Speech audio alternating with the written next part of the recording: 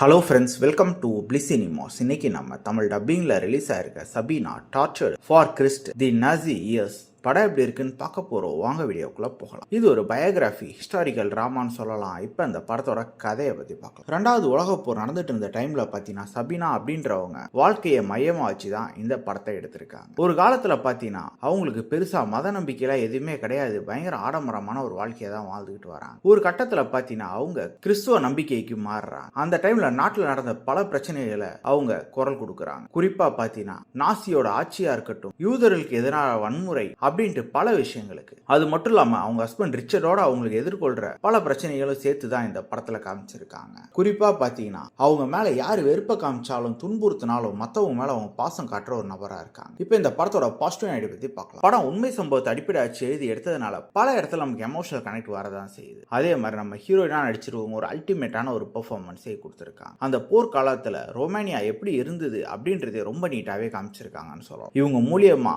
ஒரு நம்பிக்கை, அதே மாதிரி மன்னிக்கிறது, பிரேவா இருக்கிறது, பல விஷயங்களை பத்தி இந்த படத்துல பல இடத்துல பேசியிருக்காங்கன்னு சொல்லலாம். அதே மாதிரி சபீனா ரிச்சர்ட் இவங்க 2 பேருக்கு நடுவில் இருக்க ரிலேஷன்ஷிப்பையே ரொம்ப எமோஷனல் கனெக்டோட காமிச்சிருக்காங்கன்னு சொல்லலாம். டெக்னிக்கலியும் படம் சவுண்டாவே இருந்தது. இப்போ இந்த படத்தோட நெகட்டிவ் பத்தி பார்க்கலாம். இந்த படத்துல பாத்தீங்கன்னா பல இடத்துல ஒரு ரிலீஜியஸ் மெசேஜை இவங்க கன்வே பண்ணிட்டு இருக்காங்க. கிட்டத்தட்ட பாத்தீங்கன்னா இது ஒரு கிறிஸ்டியானிட்டி சம்பந்தப்பட்ட படம். அதனால மத கருத்துக்கள் இது பல இடத்துல வரும். அது எல்லாருக்குமே கனெக்ட் ஆகுமா அப்படின்றது மிகப்பெரிய கேள்விக்குறி தான். அதெல்லாம் பிடிக்காதவங்களுக்கு பல இடங்கள்ல படம் ரொம்ப ஸ்லோவாகவும் இருக்கதான் செய்யும். அது மட்டும் இல்லாம இது என்னதான் ஒரு பயோகிராஃபியா இருந்தாலும் பல இடத்துல அவங்க ஒரு சினிமாட்டிக் எக்ஸ்பீரியன்ஸ் கொடுக்கறதுக்காக பல விஷயங்கள் மாத்திருக்காங்க. அதுவும் பெருசா நம்ம கனெக்ட் ஆக இருக்கவும் வாய்ப்பு இருக்கு. அதே மாதிரி படத்துல இருக்க எமோஷனல் கண்டென்ட் கண்டிப்பா மிகப்பெரிய ஸ்ட்ரெங்க்னு சொல்லலாம். அதுக்காக இந்த படத்தை ஒன்ஸ் நீங்க உட்காந்து பார்க்கலாம். அதையும் தாண்டி படத்துல அடல்ட் கண்டென்ட்லாம் கிடையாது, ஆனா கிஸ் சீன்ஸ் இருக்கு. ஸோ ஃபேமிலியோட பார்க்கலாமா நம்ம நீங்க டிசைட் பண்ணிக்கோங்க. இந்த படத்துக்கு நம்மளோட ரேட்டிங் கேட்டீங்கன்னா 10க்கு 5.5 மார்க் கொடுக்கலாம். இன்னொரு வீடியோல சந்திக்கலாம்.